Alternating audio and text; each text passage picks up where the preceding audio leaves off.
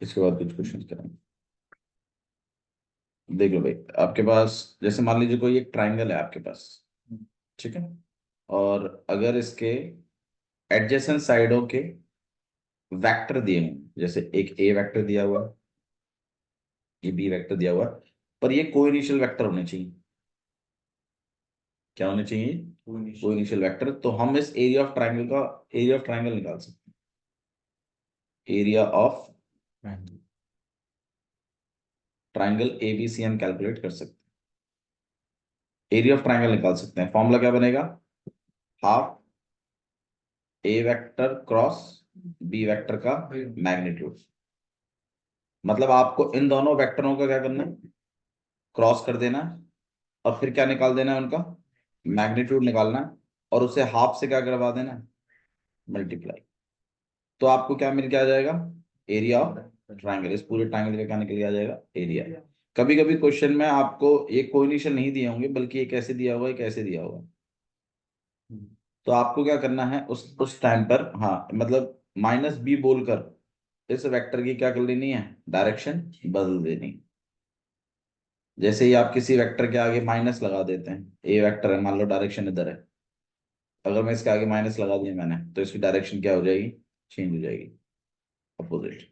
तो आपके पास जो स्टार्टिंग वाला वेक्टर था वो कुछ ऐसे था, और मेरे को एरिया ऑफ ट्राइंगल निकालने के लिए को इनिशियल चाहिए, एक ही तरफ से चाहिए। तो आप क्या करोगे? माइनस बी वेक्टर बोलकर इसकी क्या बदल देंगे? डायरेक्शन। डायरेक्शन बदलते ही आपके पास को इनिशियल वेक्टर हो जाएंगे, और को इनिशियल वेक्टर होते ही आप एरिया ऑफ ट्राइंगल निकाल दो। तो मैं फॉर्मूला क्या है? हाफ ब्रैकेट के अंदर ए का ए क्रॉस बी, और उसके बाद उसका मैग्नीट्यूड। भैया मान लीजिए अगर मतलब ए किसको मानेंगे, बी किसको मानेंगे, क्या पता ए हमने नीचे रख दिया, बी ऊपर वाला रख दिया, कोई दिक्कत नहीं है। आप मैग्नीट्यूड निकालेंगे तो चाहे नेगेटिव वेक्टर भी क्यों ना निकाल रहे हैं, तो भी उनका मैग्नीट्यूड कैसा आएगा? सेम ही होगा। ठीक है। सो ये एरिया ऑफ ट्राइंगल का हिसाब बताओ।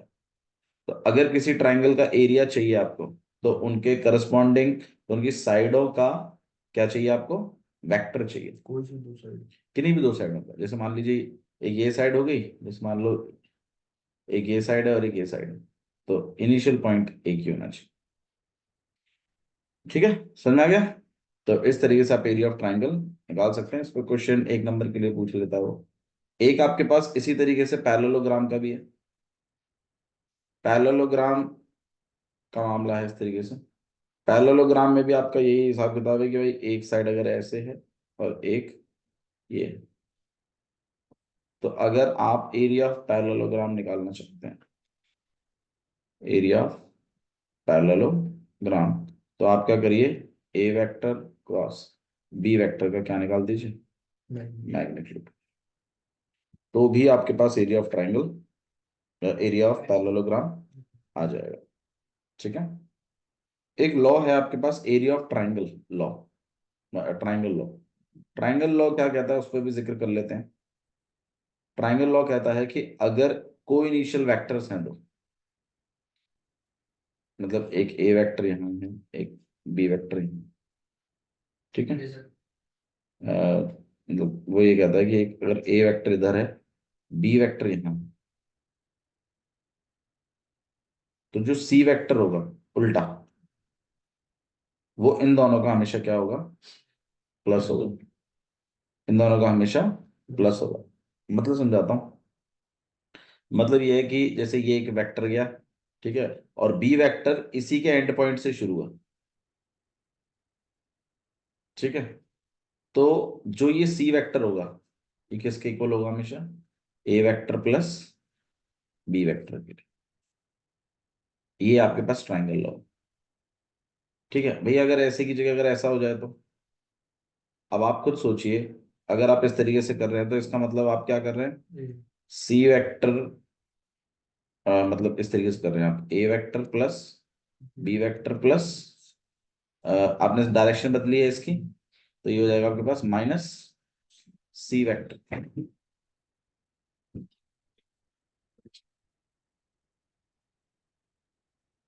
ठीक है, और इक्वल टू में कितना हो जाएगा आपके पास?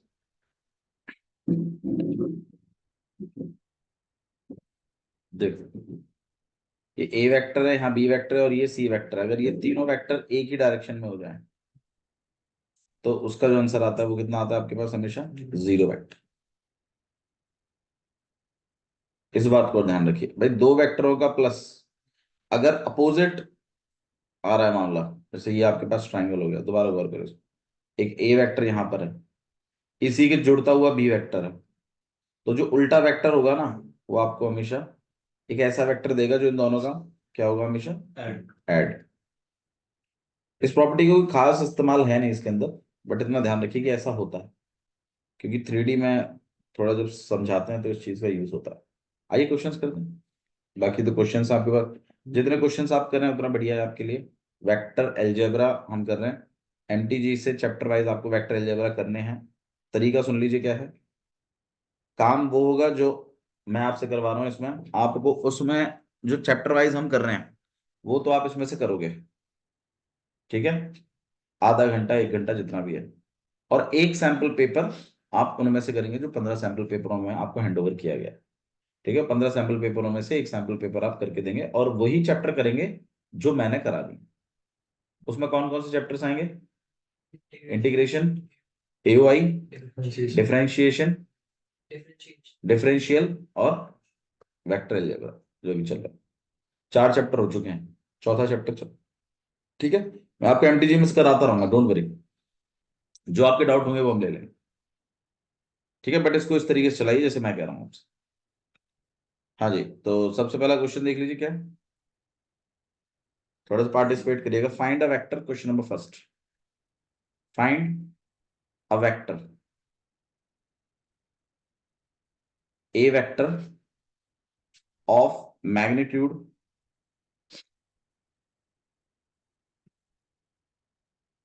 5√2 मेकिंग एन एंगल, किताब कॉपी निकाल लीजिए, कॉपी निकाल लीजिए। Making an angle of π/4 with x-axis and π/2 with y-axis and theta with z-axis। क्या मीनिंग है इसका कंचन? थोड़ा मीनिंग समझाओगे आप मुझे? मीनिंग बताओ। एक वेक्टर फाइंड करना है, एक वेक्टर फाइंड आउट करना है, एक वेक्टर का मैग्नीट्यूड 500 एक वेक्टर फाइंड आउट करिए ए वेक्टर के नाम से जिसका मैग्नीट्यूड कितना हो, 5√2। मतलब ये जो 5√2 है ये क्या दिया हुआ है, उस वेक्टर का मैग्नीट्यूड, सही है।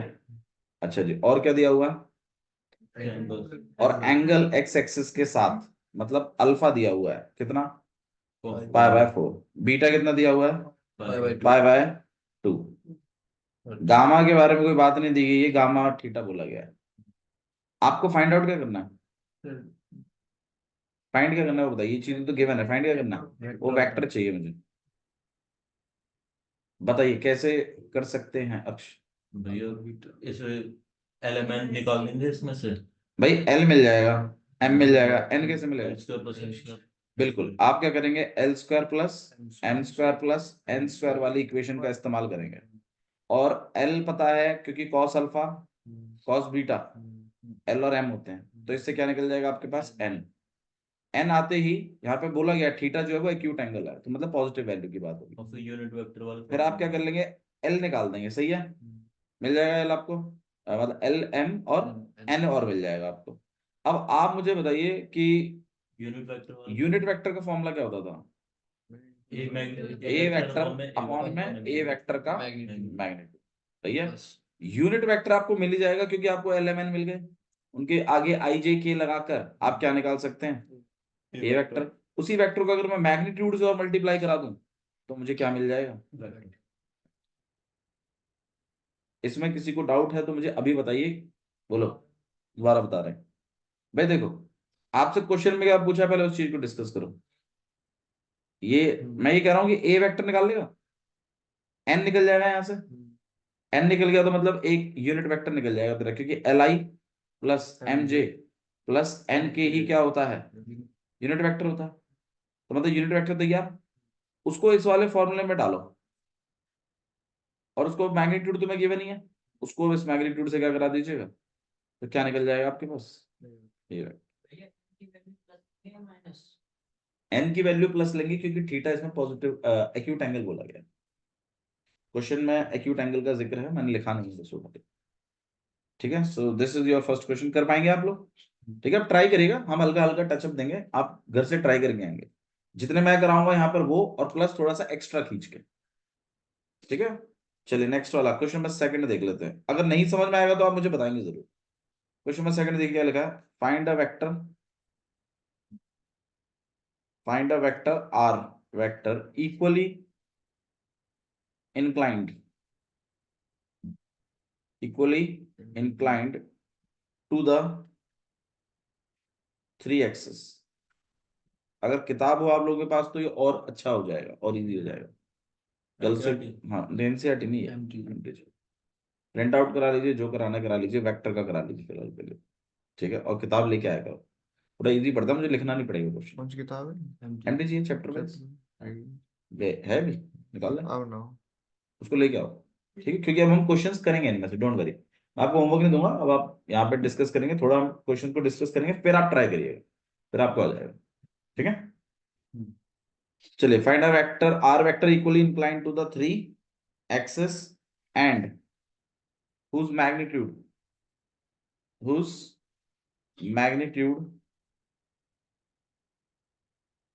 magnitude is 3√3 unit. क्या मतलब है इसका, पहले तो मतलब समझा दो, बताओ अल्फा बीटा गामा इक्वल है। हाँ भाई, मतलब समझाओ पहले तो, मतलब समझा दीजिए उसका। कि एक वेक्टर है, एक वेक्टर है जाके अल्फा गामा बीटा इक्वल है, जो कि inclined इक्वली मतलब इंक्लाइंड कर रहा है, मतलब इक्वली झुका हुआ है, किनके साथ, तीनों एक्सेस के साथ। तो मतलब अल्फा बीटा और गामा तीनों इक्वल है, अल्फा बीटा और गामा। तो एक काम करते हैं, मतलब alpha equal to beta equal to gamma, ये चीज दी हुई है आपको, राइट। हाँ जी, और क्या चीज गिवन है, मैग्नीट्यूड दे रखा है, मतलब उस आर वेक्टर का मैग्नीट्यूड दिया हुआ है, कितना है, 3√3। फाइंड क्या करना है, वेक्टर बताना है। आपको वेक्टर बताना है मुझे। एनी आइडिया कैसे बताएंगे, बताओ भैया। एलिमेंट वाला फॉर्मूला लगा लेंगे इसमें। बस देखो, एलएमएन वाला फॉर्मूला लगाने के लिए आपको लगता है पहले अल्फा बीटा गामा तो बताओ, अल्फा बीटा गामा का बताओ। हमें ये तो पता है सब इक्वल है। भाई मैंने आपको एक फॉर्मूला और भी लिखवाया था, याद करो, cos square alpha plus cos square beta plus cos square gamma. ये एलएमएन से ही है, इक्वल टू 1 होता है। तीनों इक्वल हैं तो इसका मतलब cos square alpha plus cos square alpha plus cos square alpha equals to में 3 cos square alpha 1/3 cos alpha कितना हो जाएगा, अंडर रूट चढ़वा दूं, तो इसको आप लिख दोगे 1 में √3। किसकी वैल्यू आ गई, कॉस अल्फा की, राइट। कॉस अल्फा की आ गई तो कॉस बीटा की भी आएगी और कॉस गामा की भी आएगी, सही है। तो मेरे को एलएमएन मिल गया ना, cos alpha cos beta cos gamma, तो मेरे एलएमएन होते हैं। एलएमएन मिल गया मतलब क्या मिल गया, आर यूनिट वेक्टर, और उसको अगर मैं मैग्नीट्यूड से मल्टीप्लाई करा दूं, जो अभी हमने देखा था, ये वाला फॉर्मूला था ना आपके पास, आर यूनिट वेक्टर किसके बराबर होता है, अपॉन में आर वेक्टर का। तो इनसे तो मैं एलएमएन से आर यूनिट वेक्टर बना लूंगा, 1 में √3 आई प्लस 1 में √3j, क्योंकि तीनों वैल्यूज इक्वल है, 1 में √3। और इसको अगर मैं इस फॉर्मूले में लगा दूं तो ये निकल जाएगा कि नहीं निकल जाएगा। सिंपल एक ही टाइप का क्वेश्चन पूछा है, लेकिन थोड़ा सा अलग है। ठीक है, हालांकि ये 2020 में पूछा है क्वेश्चन, जो ये वाला था। आगे होगा, कर लोगे। ठीक है, क्वेश्चन नंबर 3 डिस्कस कर रहे हैं। दो वेक्टर्स हैं आपके पास, ए वेक्टर इक्वल टू में a1i प्लस a2j और प्लस a3 के, ये तीन एक वेक्टर लिखा हुआ है। एक बी वेक्टर है आपके पास b1i प्लस b2j और प्लस b3 के, बोला है कोलिनियर है। कोलिनियर की कंडीशन पूछी है, कोलिनियर की कंडीशन क्या होती है,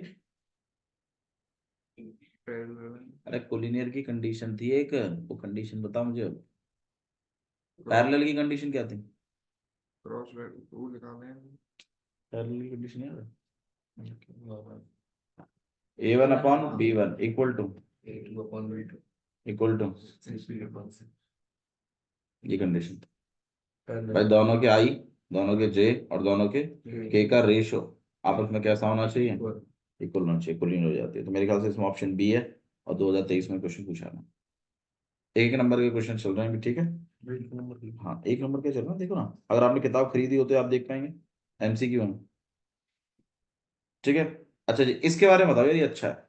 द वैल्यू ऑफ ये तो सॉल्व करके दिखाना होगा पी, हाँ ये तो सॉल्व करने पड़ेंगे, ये डायरेक्ट हो जाएगा और एमसीक्यू है ना। The value of P for which P bracket के अंदर आई प्लस जे प्लस के इज यूनिट वेक्टर। बता दो भाई कैसे करेंगे?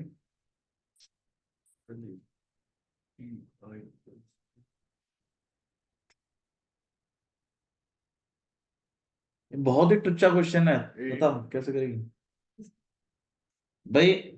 एक काम करो, इस पी को इससे क्या करवा लीजिए, मल्टीप्लाई, वेक्टर तैयार हो जाएगा। और वेक्टर कैसा है? यूनिट वेक्टर है। हाँ बिल्कुल सही बात। तो पी आई बन जाएगा प्लस पी जे और प्लस पी के। अब ये एक वेक्टर तैयार हुआ ना, और ये गिवन है कि ये कैसा वेक्टर है, तो इसका मतलब इसका मैग्नीट्यूड किसके इक्वल होगा? 1 के। अब मैग्नीट्यूड कैसे निकालते हो? पी का स्क्वायर प्लस B का स्क्वायर बस yes.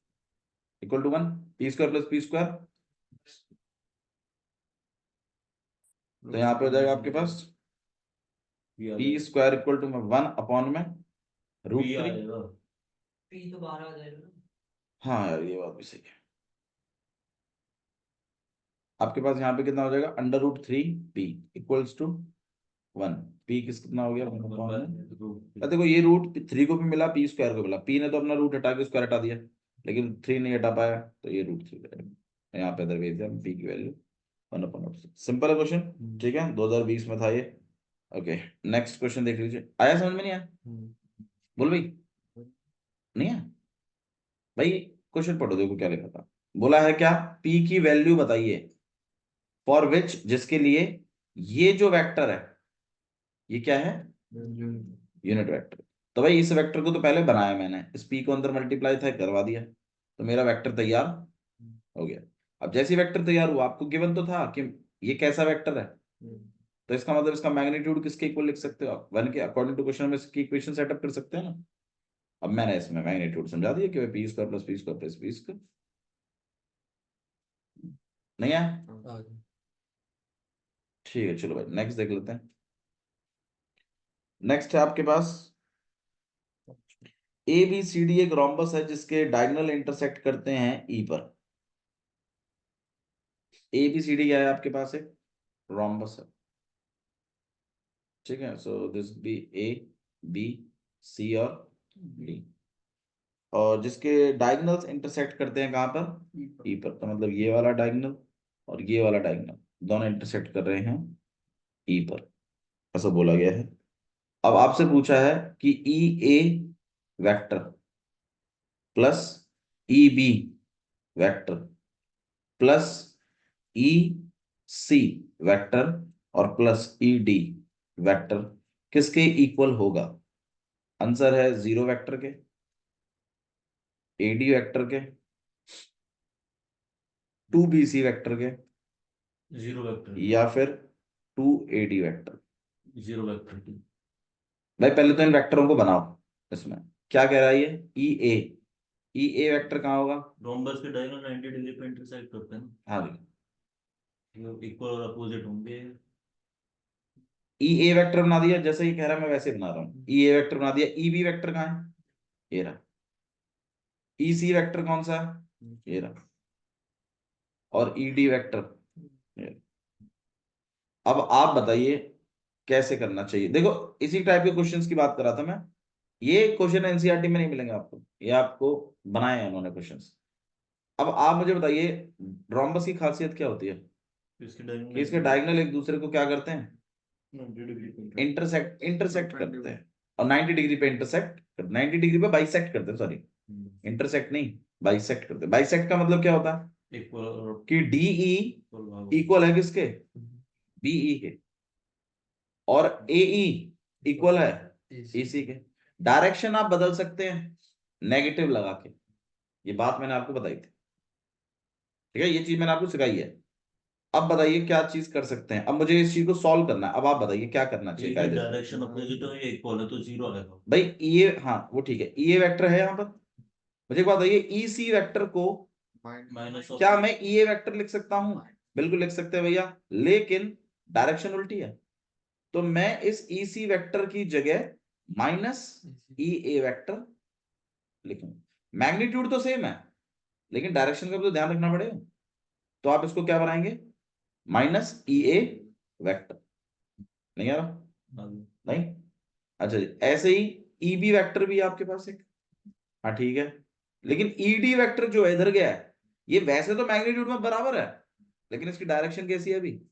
अपोजिट है। तो अगर मुझे, मतलब ई बी अगर मैं अगर इसकी जगह लिखता हूं तो मेरे को यहाँ पे माइनस ये भी लिखना पड़ेगा।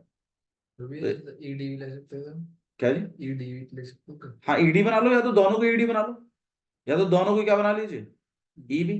अब ये ईबी से ईबी क्या हो जाएगा? कैंसिल। और ईए से ईए क्या हो जाएगा? तो आंसर आपके पास आएगा जीरो वेक्टर। अच्छा, इसमें अगर एक ऑप्शन जीरो होता तो क्या टिक करते? Zero vector. आंसर है जीरो वेक्टर। नहीं है? बोल दो भाई। ठीक है, इस तरह के क्वेश्चन आपको डील करने आने चाहिए वेक्टर में। फंसा लेते हैं इसमें एक नंबर में क्वेश्चन में। ठीक है, 2020 का अगेन क्वेश्चन है। थोड़ा सा देखिएगा आप लोग भी घर जाके इसके सॉल्यूशनों को, क्या चीज लिखी है, क्या आपको समझ में आ रहा है वो, फिर दोबारा इसको ट्राई करिएगा अगर आपको सीखना है तो।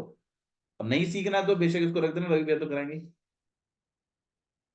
ठीक है, क्वेश्चन नंबर 6 देखिए, लिखा है यूनिट वेक्टर निकालो इस वेक्टर के अलोंग। भाई मेरे ख्याल से यूनिट वेक्टर निकालना तो मैंने आपको सिखाया है, कैसे निकालते हैं। इसके मैग्नीट्यूड से इसको डिवाइड। बिल्कुल, तो ये वेक्टर है आपके पास, यूनिट वेक्टर निकालने में मेरे ख्याल से कोई दिक्कत नहीं होगी। 7th देख लीजिए क्या लिखा है। पोजीशन वेक्टर दिया हुआ है, पांचवा पांचवा करा दिया। अच्छा हाँ ठीक है। Position vector of 2 points A and B are. 2 point है, एक पॉइंट ए है और एक पॉइंट बी है। दोनों का क्या दिया हुआ है? Position vector. ये दिया हुआ और ये दिया हुआ क्वेश्चन के हिसाब से। ओ ए वेक्टर दिया हुआ, पोजीशन वेक्टर कितना है भाई? ओ ए वेक्टर जो है वो इक्वल है 2i माइनस जे और माइनस के।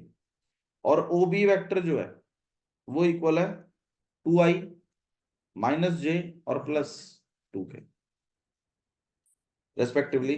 पोजीशन वेक्टर निकालिए एक पी पॉइंट की जो इस लाइन सेगमेंट को डिवाइड कर रहा है 2:1 रेशियो में। बताइए कैसे करेंगे? पी पॉइंट का बताना है और इसका भी पोजीशन वेक्टर बताना है। ऐसा सिखाया मैंने कुछ? रेशियो कितना है? फॉर्मूला बता दो। आर वेक्टर 2 मल्टीप्लाई किससे करेंगे हम? 2i माइनस जे प्लस 2 के और प्लस 1 मल्टीप्लाई 2i माइनस जे माइनस के अपॉन में 2 प्लस 1। ये याद करो, मैंने सिखाया था आपको। आर वेक्टर इक्वल टू में एम वेक्टर इक्वल टू में B vector minus plus N into में अपॉन में एम प्लस एन। याद है अक्षर? कौन सा फॉर्मूला है ये वो मेरे को नाम ध्यान नहीं आ रहा। सजेशन फॉर्मूला है। इसमें एक और कैटेगरी भी होती है एक्सटर्नली वाली, उसका फॉर्मूला याद है? एक्सटर्नल में वो इसमें माइनस आ जाता है बीच में। हाँ, ऊपर और नीचे दोनों तरफ क्या आता है? माइनस। पॉइंट के बारे में मैंने बताया था, थोड़ा देख लेना किस पॉइंट की तरफ ज्यादा रेशियो बन रहा है। समझ आया? ये भी आपसे क्वेश्चन पूछा गया है, इन्होंने 2000 डायग्राम बनाओगे तो थोड़ा सा आइडिया पड़ जाता है। अच्छा, एक्सटर्नल कहाँ बना हुई है? एक्सटर्नली में अगर 2:1 का रेशियो ही होता, अगर वो लिखता है इसमें एक्सटर्नली है, तो भाई ए से वो दो तरफ दो रेशियो पे है और 1 से वो 1 पर है, तो बी के ज्यादा नजदीक होगा। तो यहाँ होता, हाँ बाहर होता है, एक्सटर्नली में बाहर होता है पॉइंट। और आएगा सेक्शन फॉर्मूला तो आना ही है, हरियाणा बोर्ड होते हैं, सीबीएसई बोर्ड होते हैं, किसी में भी आता है क्वेश्चन। आप पूछा हुआ क्वेश्चन है, मतलब हर बार पूछते हैं।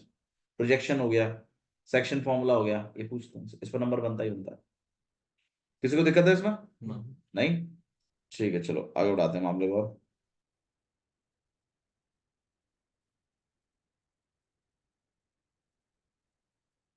चलिए नेक्स्ट आपसे उन्होंने पूछा है find the position vector of a point which divides the join of the point this and this externally. भाई एक्सटर्नली का क्वेश्चन है, मैं क्वेश्चन लिख देता हूं आपके सामने, देखो थोड़ा सा आइडिया पड़ेगा। फाइंड द पोजीशन वेक्टर, मेरे ख्याल से शायद बच्चों का डाउट भी था। Find the position vector of a point which divides the join of position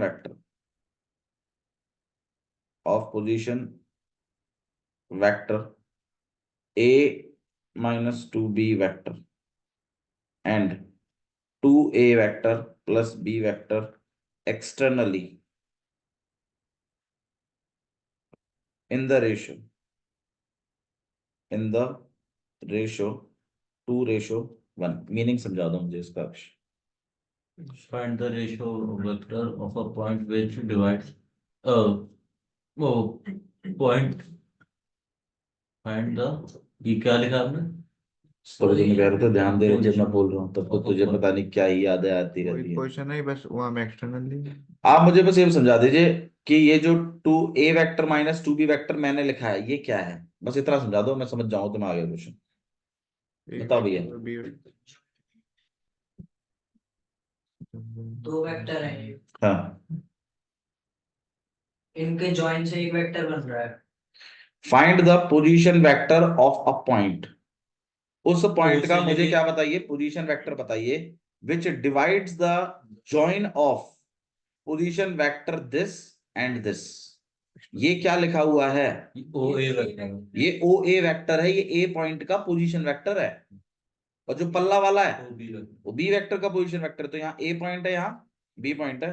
ये जो चीज है ये बना रहा है ए वेक्टर माइनस 2b वेक्टर, और जो पल्ला वाला है वो बनाएगा 2a vector plus b vector. आपको मुझे इन दोनों के जॉइन को एक्सटर्नली बांट रहा है जो।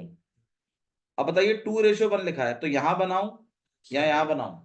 आंसर है यहां बनेगा बी पॉइंट, क्योंकि ये वाला रेशियो कितना है 2 और ये वाला रेशियो कितना है 1। अब बताओ किस तरीके से अब आप लोग करो क्वेश्चन, करना एक बार। फॉर्मूला मैं लिख देता हूं आपके लिए। आर वेक्टर, मेरे को वो पी पॉइंट का अगर पोजीशन वेक्टर चाहिए तो फॉर्मूला है आपके पास भैया एक सेकंड थोड़ा M? ऊपर करना। डायग्राम तो बना दिया, उससे बनाया डायग्राम। क्लियर नहीं दिख रहा diagram.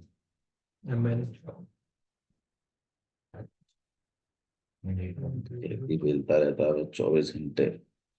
Are vector equal to में एम वेक्टर इनटू में बी वेक्टर पल्ला वाला, और माइनस मतलब बी वेक्टर मतलब भी नेगेटिव में आ सकता है क्या वेक्टर? भाई लेके आओ। हाँ हाँ चले। माइनस का 3b वेक्टर आ रहा है। माइनस 3 वेक्टर, चलो ठीक है देख लेंगे। एम को मल्टीप्लाई कैसे करेंगे आप? बी वेक्टर के साथ। और माइनस एन को मल्टीप्लाई करेंगे आप ए वेक्टर के साथ अपॉन में एम माइनस एन। एम का रोल कौन प्ले कर रहा है? 2 बी वेक्टर का रोल कौन प्ले कर रहा है? 2a 2a plus B, 2a vector plus B vector minus N का रोल कौन प्ले कर रहा है? 1, और दूसरा वाला किसके साथ मल्टीप्लाई है? a minus 2। 3a + 4b और इसके जगह हम लिखेंगे 2 माइनस 1, ये हमारा आर वेक्टर होगा। मल्टीप्लाई करा दीजिए, कितना हो जाएगा आपके पास? 4a vector plus 2b vector minus a vector और प्लस 2b वेक्टर। तो यहाँ हो जाएगा अपॉन में 1, तो ये बनेगा आपके पास 3a vector + 4b plus 4 vector. हाँ भैया तू कितना कह रहा था? Minus 3b vector. कैसे? बी वेक्टर और ए वेक्टर आगे पीछे लगा देंगे। बहुत बढ़िया, ऐसे ही तो गोबर करता है तुम। अगला वाला देखो भाई। हाँ भाई ये मेरे ख्याल से वो डाउट क्लियर हो गया होगा, एक था आपका डाउट ऐसे ही जो आपने बोला था कि ये वाले मेरे डाउट में वेक्टर में से है। ऐसा ही है वो क्वेश्चन जो आप मेरे को डाउट में बता रहे थे, देखे थे मैंने, आपने दिखाया था। चलो ठीक है नेक्स्ट वाला देख लेते हैं। क्वेश्चन नंबर, ये समझ में आ गया आप लोगों को? ठीक है, इसी तरीके का एक और क्वेश्चन है, वो मैं चाहूंगा आप खुद करें। क्वेश्चन नंबर 9 है। हाँ जी, ध्यान रखिएगा, ये सारे क्वेश्चन मैं चेक करूंगा, आपके में नहीं हुए तो कूटूंगा तुम्हें, और 1 के 5 है, नहीं करके आओगे तो बहुत तोड़ूंगा। जितने मैंने करा दिए उतने तो करने ही है, बाकी आप कर लाओ, और तो आपकी दया दृष्टि। वो बता देंगे हाँ जी बिल्कुल बिल्कुल, फोटो भेज दूंगा इसके। और बोलो बाबू, प्रीवियस ईयर क्वेश्चन है, अगर आपके पास ये किताब है तो 1 से चालू करें, कहाँ तक? जितने हम कराएंगे उतने तक तो करनी है, उससे आगे कर लो तो। अब कौन से था? मैं हूँ क्वेश्चन नंबर 10 पे। तू मरे मत कर बस, अरे तब चुप रह तू, तो मैं 1 घंटा भी नहीं निकलेगा तेरे पे। अरे मैं नहीं करूँगा, आप थोड़े करो आप। पूरी बात तू जिस दिन हफ्ते चढ़ गया ना, मेरे को बताया तेरे को करना। देखिए, जब कुटी रही है 10th क्लास तो तुम क्यों रह रहे हो पीछे। हाँ भाई, फाइंड करना है unit vector, find unit vector in the direction of sum of the vectors। Meaning क्या है इसका बताओ भाई। 2i plus 3j minus k and 4i minus 3j और प्लस 2k, मीनिंग बता दो इसका।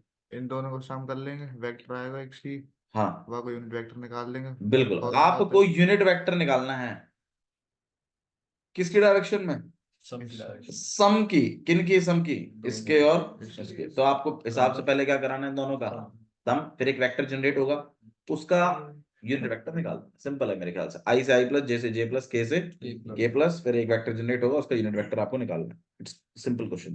क्वेश्चन नंबर 11 देखिए, ऐसा क्वेश्चन आपसे एनसीईआरटी में भी उन्होंने पूछा है कि find a vector, find a vector in the direction of. मैं कुछ भी नहीं मैं तेरे से कुछ कह रहा हूँ, मैं कूट दूंगा तेरे को अगर, मैं तेरे से कहूंगा नहीं कुछ। I minus 2j that has magnitude, that has magnitude 7 unit. ये क्वेश्चन आपका एनसीईआरटी में भी है, बताइए क्वेश्चन क्या है। एक वेक्टर निकालिए इसका यूनिट वेक्टर निकाल के जो इसी वेक्टर की किस में हो, डायरेक्शन में हो, और इसका मैग्नीट्यूड कितना हो। कैसे करेंगे भाई, पहले इसका यूनिट वेक्टर निकाल देंगे, उससे इसकी डायरेक्शन का बंदोबस्त हो जाएगा, फिर उसको 7 से मल्टीप्लाई, क्योंकि उसका मैग्नीट्यूड 1 होगा, 7 से और का 7 मैग्नीट्यूड का मिल जाएगा। क्वेश्चन नंबर 12 देखो भाई, ये तो एनसीईआरटी के आता है। एनसीईआरटी क्वेश्चन है, मैं नहीं करा, मैं करा ही नहीं रहा 4 मार्क्स से कराओ। बाबू, थोड़ा बहुत सबके लिए एक क्वेश्चन भाई करवा देंगे, चिंता मत करो, आप खुद ही कर लेंगे। 4 मार्क्स में आपको मेरी जरूरत नहीं पड़ेगी, जहां जरूरत होगी मैं हूं आपके साथ, आप ट्राई करिएगा बस अभी आते हैं करेंगे। चिंता, वेक्टर में आपको वैसे 4 नंबर का क्वेश्चन आएगा नहीं, वेक्टर में आपको ज्यादा 2 नंबर, नहीं 4 मार्क्स का आएगा नहीं, मैं इसलिए तो कह रहा हूँ आएगा नहीं 4 मार्क्स, 2 बहुत ज्यादा आ गया तो 3 बस। नहीं तो एक नंबर में ज्यादा पूछते हैं वेक्टर, एक नंबर जो सेक्शन है ना, हाँ शॉर्टेस्ट डिस्टेंस पूछ लेंगे, इसीलिए तो पूछते हैं। नहीं, शॉर्टेस्ट डिस्टेंस वाला जो है वो वेक्टर का नहीं है टॉपिक, वो 3D का टॉपिक है। 3D वेक्टर है। अब 3D में भी वेक्टर आएगा तो कोई बात नहीं, ठीक है, डोंट मेक लाफ। चलिए क्वेश्चन नंबर 12 देखिए, राइट द डायरेक्शन रेशियोज, मुझे डायरेक्शन रेशियोज चाहिए इनके। Right the direction ratios of the vector this. Direction ratio निकालने हैं इस वेक्टर के, मेरे ख्याल से ये भी सिंपल है, इसमें ए वेक्टर और बी वेक्टर आपको दिए हुए हैं, आई प्लस जे माइनस 2k, और बी वेक्टर आपको दिया हुआ है 2i माइनस 4j और प्लस 5k। तो क्या करेंगे, सबसे पहले तो हम इनकी वैल्यू डाल देंगे इसके अंदर। अब मुझे एक बात बताओ, ये चीज जब वैल्यू डलेगी 3 इससे multiply i plus j minus 2k, 2 multiply 2i minus 4j plus 5k, तो एक वेक्टर बनेगा कि नहीं वेक्टर बनेगा, मैं उसको सी वेक्टर का नाम दे देता हूँ। मुझे इस सी वेक्टर के क्या चाहिए, डायरेक्शन कोसाइंस। अच्छा, डायरेक्शन रेशियोज पूछे हैं, तो डायरेक्शन रेशियोज पूछे हैं, तो भाई इनसे तैयार होकर जो आएगा वेक्टर, उसके पीछे आई जे और के लग के होगा, के लग के होगा ही, तो ये जो होंगे ये यही तो है direction ratios. cosine direction cosine पूछता तो इसी का मैं क्या निकालता, मैग्नीट्यूड से डिवाइड करके यूनिट वेक्टर निकालता, फिर जो आता वो मुझे मिलता LMN, वो मेरा होता डायरेक्शन कोसाइन। आ गया होगा, ठीक है। नेक्स्ट वाला क्वेश्चन देख रहे हैं, और question number 13, find a unit vector in the direction of sum of this vector. मेरे ख्याल सिंपल है, ये वाला भी आप कर लेंगे, खुद से ट्राई करिएगा, आ जाएगा आपको। क्वेश्चन नंबर 14 देखिए, find the value of P for which this vector and this vector are parallel. भाई दो वेक्टर लिखे हैं मैंने, 3i plus 2j plus 9k, एक वेक्टर तो ये है, और एक वेक्टर है i minus 2pj plus 3k, और मैं कह रहा हूं कि ये वेक्टर और ये वेक्टर आपस में कैसे हैं, पैरेलल हैं। क्रॉस करवा दे। तू भैया क्रॉस पहले करवा दीजिए। ऐसे बताया मैं तो कह रहा हूँ a1/a2 equal to b1/b2, cross तो नहीं करवाते क्योंकि बहुत लंबा मेथड है। तो मैं तो लेकर दबाते हुए चला गया। आ तो जाएगा उससे, लेकिन आप उस पर नहीं जाएंगे, आप इस पे जाएंगे जिससे मैं कह रहा हूं। तो आपके पास रेशियो बनेंगे 3 में, रेशियो बताओ यहाँ पे। अरे उधर क्या देख रहा है, इधर देख, इसका और ये दोनों वेक्टर आपस में पैरेलल है। रेशियो बताइए कैसा बनेगा, 3/1 इक्वल टू 2/में -2 और 9/में, तीन अच्छा पी भी है साथ में, सॉरी, और 9/में 3। आपके पास ऐसी कंडीशन है क्योंकि दोनों वेक्टर आपस में कैसे हैं, पैरेलल। अब आपका काम क्या है, इन दोनों को एक गैर ले लेना, इसमें से पी निकल जाएगा, ठीक है। और इन दोनों को भी वैसे पी ले, दोनों से आंसर पी जो आएगा वो सेम ही आएगा, ठीक है। अगर पी सेम नहीं आता इन केस, तो इसका मतलब है ये वेक्टर और ये वेक्टर कभी भी पैरेलल नहीं होंगे, माइनस का 1/3 जो भी आएगा। समझ में आया, ठीक है। 2 से 2 आप यहाँ पे कट कर लोगे, पी को वहां भेज दोगे, ऐसे क्रॉस क्रॉस करा पी दोगे। ले। हाँ जी, इसमें पी निकाल, ठीक है। क्वेश्चन नंबर 15 देख लीजिए, क्वेश्चन नंबर 15 देखिए, find the vector in the direction of this vector which has a magnitude of 21, ये आप खुद कर लेंगे। क्वेश्चन नंबर 16 करवा रहा हूं मैं, write a unit vector in the direction of PQ vector where P and Q are these points. मेरे को PQ की डायरेक्शन में एक वेक्टर चाहिए, एक यूनिट वेक्टर चाहिए, जहां P के कोऑर्डिनेट हैं 1, 3, 0 और Q के कोऑर्डिनेट हैं 4, 5, 6। पीयूष क्या करना चाहिए बताइए। सबसे पहले भैया इस वेक्टर को जनरेट करिए। वेक्टर जनरेट कैसे होगा, x2 माइनस x1 का i cap plus y2 minus y1 का j कैप और प्लस z2 माइनस z1 का k कैप। फिर आप क्या करेंगे, PQ वेक्टर जनरेट हो जाएगा, इस PQ वेक्टर का क्या निकाल दीजिएगा, यूनिट वेक्टर, इसी की डायरेक्शन में यूनिट वेक्टर मिल जाएगा, ठीक है। Okay, next question, question number 17, write a vector in the direction of this vector which has a magnitude of 9। Again आप खुद कर सकते हैं। Question number 18, x and y दो पॉइंट्स हैं जिसके पोजीशन वेक्टर्स हैं this, right the position vector of point z which divides the line segment in the ratio of 2:1। Again वही क्वेश्चन है, एक x है एक y है जिसके पोजीशन वेक्टर आपको दिए हुए हैं। पोजीशन वेक्टरों का फॉर्मेट नॉर्मली हम i j k में प्रिज्यूम करते हैं, लेकिन ये थोड़ा सा अलग स्टाइल में दे देते हैं इसको कभी कभी, थोड़ा सा डराने के लिए। कोई दिक्कत नहीं है, आप रेशियो वाला ही हिसाब किताब लगाइए, a-3b, रेशियो एक्सटर्नली है कितना, 2:1। अगेन पी पॉइंट पीछे बनेगा, ये वाला कितना चलेगा 2, ये वाला कितना चलेगा 1, एक्सटर्नल से आप कर देंगे, ठीक है। मुझे पी पॉइंट का क्या चाहिए, पोजीशन वेक्टर। क्वेश्चन 19 देखिए, दो वेक्टर्स हैं this represent the sides of triangle, find the length of the median.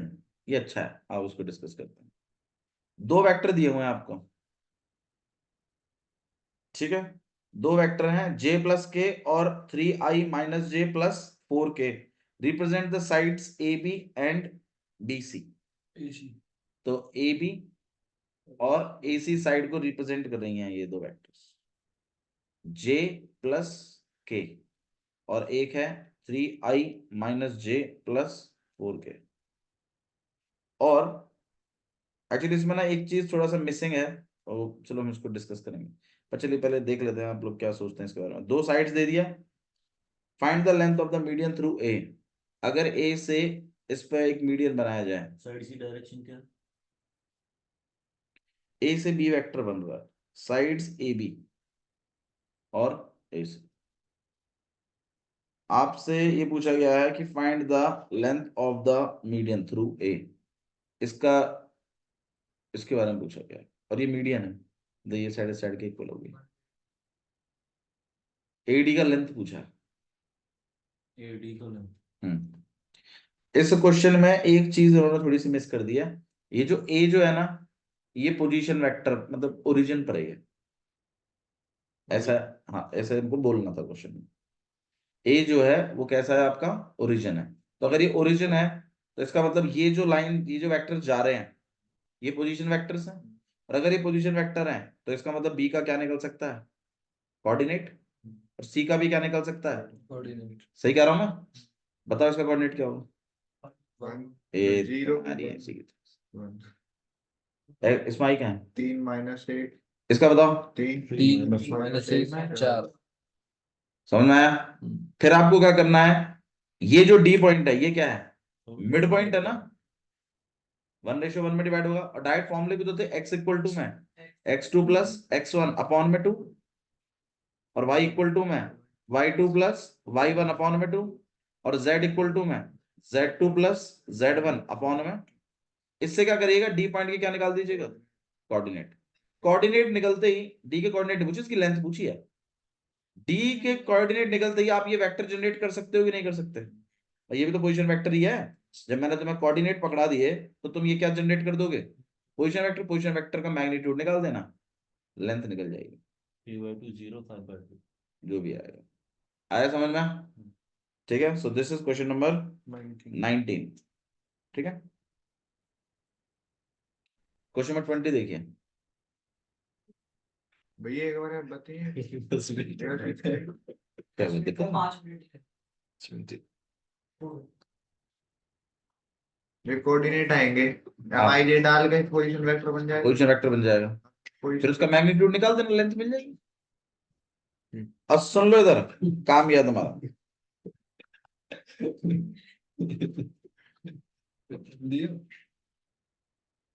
काम है आपका, आप क्वेश्चन नंबर 50 तक करके लेके आएंगे। 50 जज कर दो। बाबू टाइम नहीं है इन पे, तुम्हारे पास होगा, हमारे पास नहीं है। 50 पंजे 50 क्वेश्चंस करके लाएंगे। सुन लो इधर मेरी बात, जो डाउट होगा वो प्रॉपर क्वेश्चन लिख के लाओगे मेरे पास, ये डाउट है।